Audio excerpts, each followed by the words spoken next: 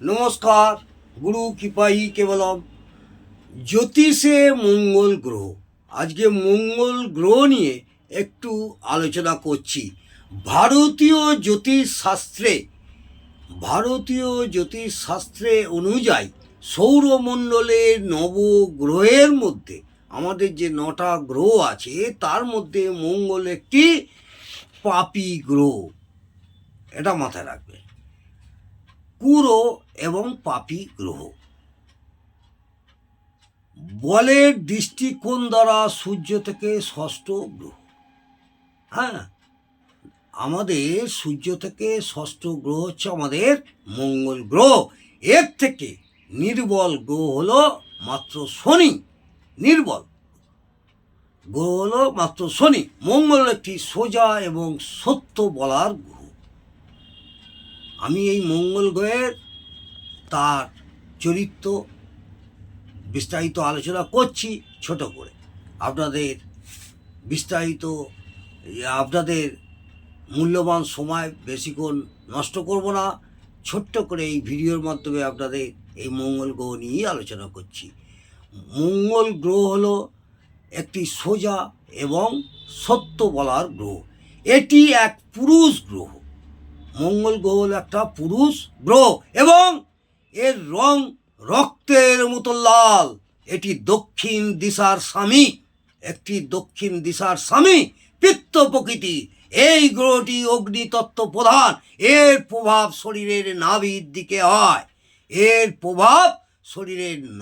দিকে হয়। এই গ্রহটি ধৈর্য, সাহস আর বীরত্ব গুণের স্বামী আছে। ভাই, ভাগ্নি, বোন, ভগিনী এবং রক্তের শক্তির কারক আছে।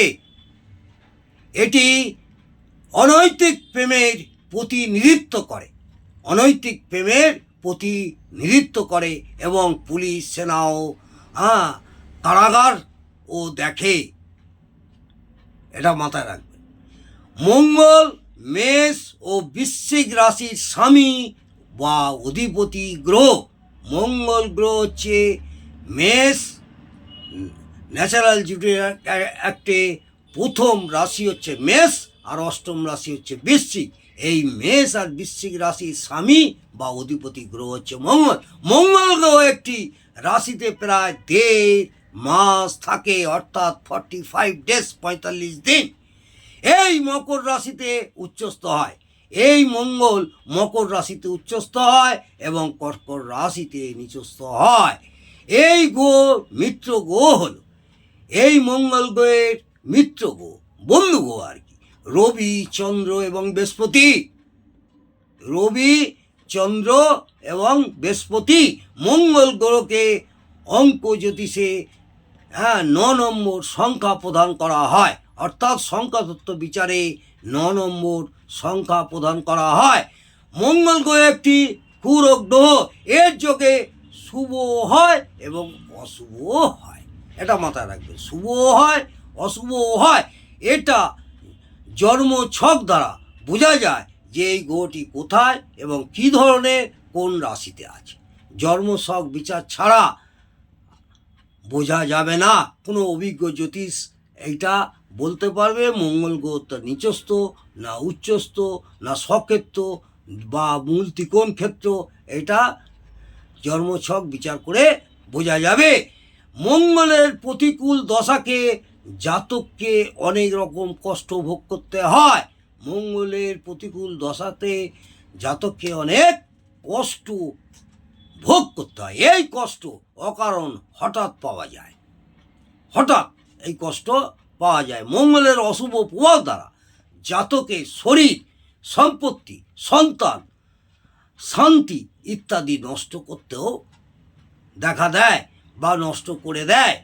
মঙ্গলের শুভ প্রভাব দ্বারা, যদি শুভ প্রভাব হয় তাহলে শুভ প্রভাব দ্বারা জাতককে সাহসী, জমি সম্পত্তির দ্বারা সম্পন্ন এবং ভালো প্রশাসকও বানিয়ে তোলে। যদি কোনো কন্যা মঙ্গলের প্রভাব দ্বারা পীড়িত হয়,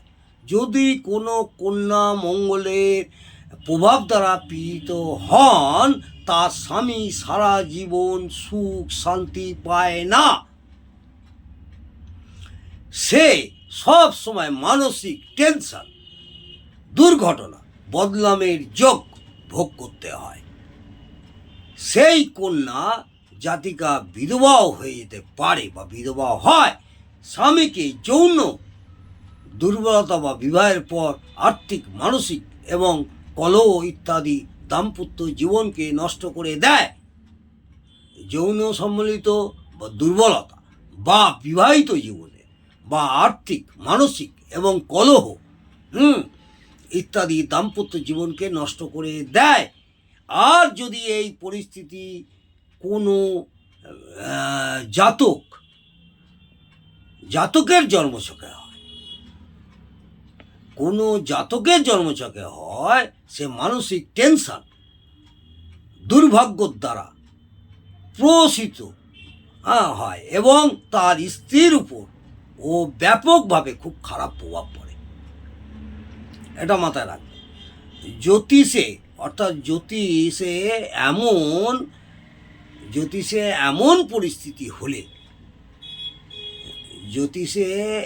পরিস্থিতি হলে তাহলে মঙ্গলের খারাপ প্রভাবকে ঠিক করতে বলা হয়।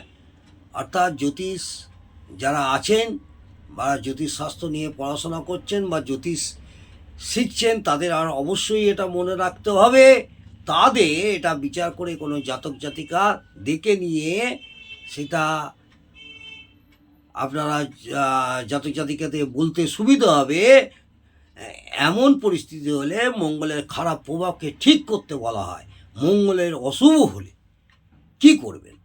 মঙ্গলের অশুভ হলে সাধারণত যৌন শক্তি, সন্তানহীনতা এবং ভাই বোন, বন্ধু বান্ধব পর্যন্ত হাতছাড়া হয়ে যায়।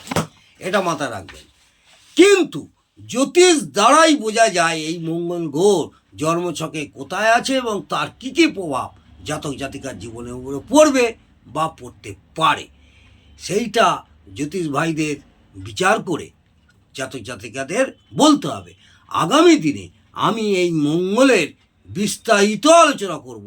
মঙ্গলের দৃষ্টি, মঙ্গলের সম্বন্ধিত যে আছে, মঙ্গলের বসা কি কি হয়, সেটা আমি আগামী দিনে আপনাদের বলবো এবং মঙ্গলের চরণ নিয়েও আলোচনা করব। আজকে আমি এই পর্যন্ত মঙ্গলের ছোটোখাটো একটু চরিত্র নিয়ে বোঝাবার চেষ্টা করলাম।